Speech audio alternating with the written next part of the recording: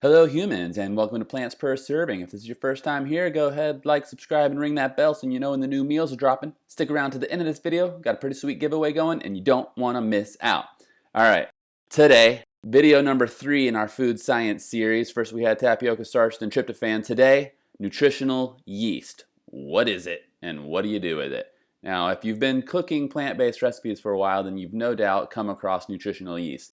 This wild ingredient is used in a variety of ways to add cheesy flavor or simply just add depth to your vegan dish. I can't believe I went my whole pre-plant-based life without ever using this ingredient. Alright, nutritional yeast gets its name from the protein, vitamins, minerals, and antioxidants that it contains. Studies have shown it has a wide range of possible health benefits, ranging from lowering cholesterol, just as simply being on a plant-based diet does, to protecting body from free radical damage. Alright, so what is it? Nutritional yeast is a species of yeast known as Saccharomyces cerevisiae. I have no idea if I said that right, so say it with me now. Saccharomyces cerevisiae. No, that's probably wrong. Anyway, it is the same type of yeast that is used to brew beer and even bake breads, but let's break this down further. Yeast has a history that dates back as far as ancient Egyptians, at least in terms of food preparation. When most people think of yeast, they are referring to the active form of yeast used to leaven bread. Nutritional yeast is different in that it is heated and inactive. While brewer's yeast, baker's yeast, and nutritional yeast are all technically made from the same species of yeast, they are in fact wildly different products.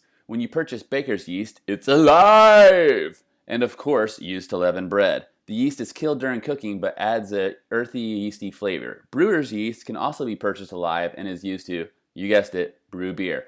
After the beer is brewed, the dead yeast cells left over can be consumed as a nutritional supplement but have a very bitter taste. So nutritional yeast is actually grown specifically to be used as a food product. The yeast cells are killed during manufacturing and not alive in the final product. To manufacture nutritional yeast, this fun word, Saccharomyces cerevisiae, cells are grown for several days in a sugar-rich environment such as molasses. The yeast is then deactivated with heat, killed, harvested, washed, dried, crumbled, and packaged for distribution. Simple, right? Alright, going deeper into our actual subject matter for this video, there are two types of nutritional yeast, fortified and unfortified.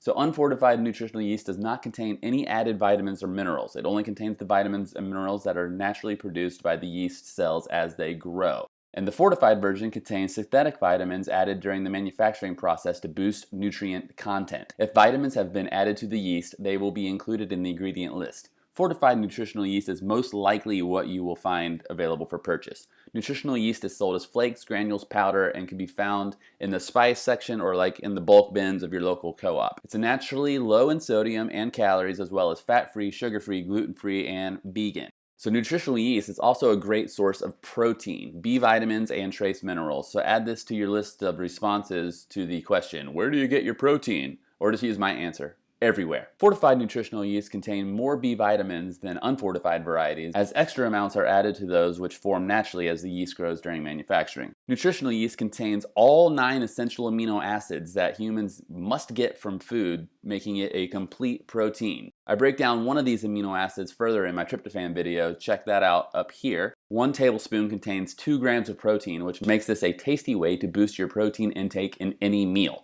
1 tablespoon of nutritional yeast contains 30 to 180% of the recommended daily intake of B vitamins, and when fortified, it's especially rich in thiamine, riboflavin, niacin, vitamin B6, and vitamin B12, which is very important if you are on a plant-based diet, as B12 is one nutrient we need to be sure and supplement.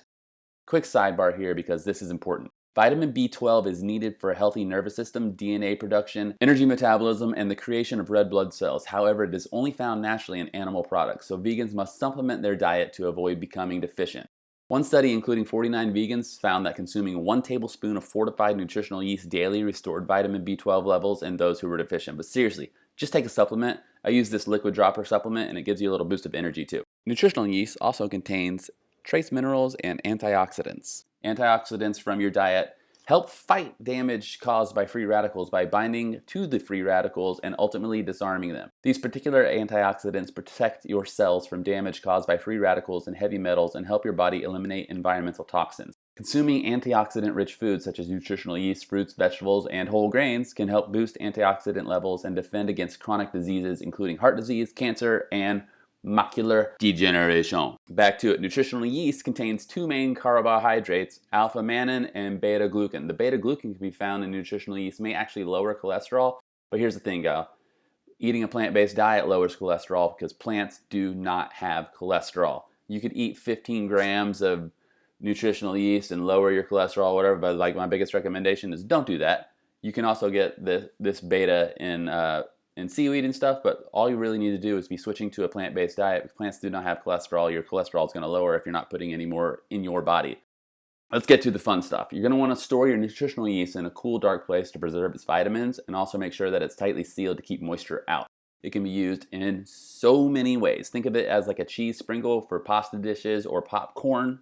I like to add it to stocks to add depth and a little bit of umami. And of course, I use this in most of my vegan cheese or cheesy sauce recipes. It has a starring role in this vegan queso recipe right here. In my Hot Pocket recipe, it serves the double duty of adding umami to the already deep flavor of the mushrooms, but more importantly, it aids in thickening up the filling because I don't want a lot of moisture going into the Hot Pocket. So think of this as like a flavorful substitute to flour in this application.